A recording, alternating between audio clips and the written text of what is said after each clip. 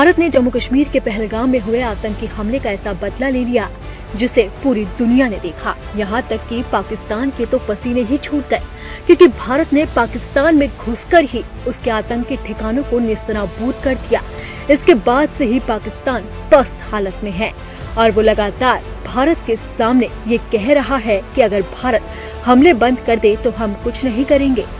भारत का ये बदला पाकिस्तान सालों तक नहीं भुला पाएगा। भारतीय सेना ने पीओके स्थित मुजफ्फराबाद, कोटली, बहावलपुर समेत कुल 9 आतंकी ठिकानों को निशाना बनाया। भारत के इस कदम की दुनिया भर में चर्चा हो रही है।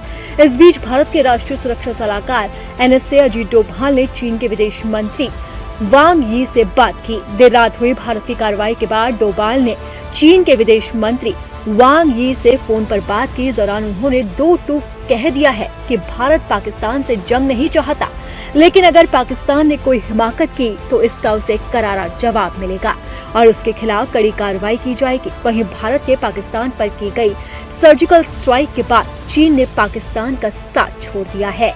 इस बात के पूरे संकेत मिले हैं। पाकिस्तान को हर वक्त मदद देने की बात करने वाले चीन ने पाकिस्तान को संयम बरतने की सलाह दी है। चीन ने कहा है कि पाकिस्तान ऐसा कोई भी काम न करे जिससे जंग के हालात पैदा हो जाएं। चीनी विदेश मंत्रालय के प्रवक्ता ने कहा है कि भारत और पाकिस्तान पड़ोसी देश हैं, आगे भी दोनों पड़ोसी ही रहेंगे। ऐसे में दोनों शांति से मसले का हल करें। शांति के लिए व्यापक हित में काम करने की जरूरत है। इधर भारत के ऑपरेशन सिंदूर के तहत किए गए एयर स्ट्राइक के बाद पाकिस्तान की राजधानी इस्लामाबाद में प्रधानमंत्री शहबाज शरीफ की अगुवाई में नेशनल सिक्योरिटी कमेटी की अहम बैठक हुई। करीब 2 घंटे चली इस बैठक में पाकिस्तान की सैन्य और सिविल टॉप लीडरशिप मौजूद रही।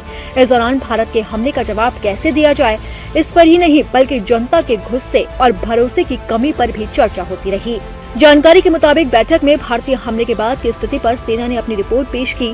बताया गया कि भारत ने पाकिस्तान के अंदर कोटली, बहावलपुर, मीरपुर, बाग और मुदिरके में मिसाइलें दाग दी। सेना ने जवाबी कार्रवाई की जानकारी भी दी और आगे की रणनीति पर चर्चा हुई।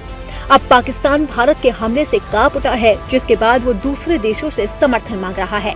हालांकि चीन ने इस बात के संकेत दिए हैं कि वो उसके साथ नहीं खड़ा है और वो संयम बरतने की पाकिस्तान को सलाह दे रहा है। अब देखना होगा कि भारत के हमले के बाद पाकिस्तान क्या करता है।